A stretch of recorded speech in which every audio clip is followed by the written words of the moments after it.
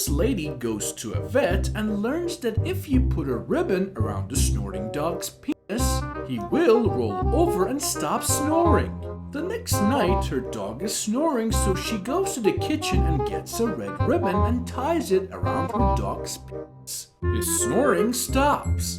Later on that night, her husband is snoring, and so she goes to the kitchen and gets a blue ribbon and ties it around her husband's penis. And he stops snoring. The next morning, her husband wakes up and looks at his dog, then looks down at himself. I don't know what happened last night, but it appears we came in first and second.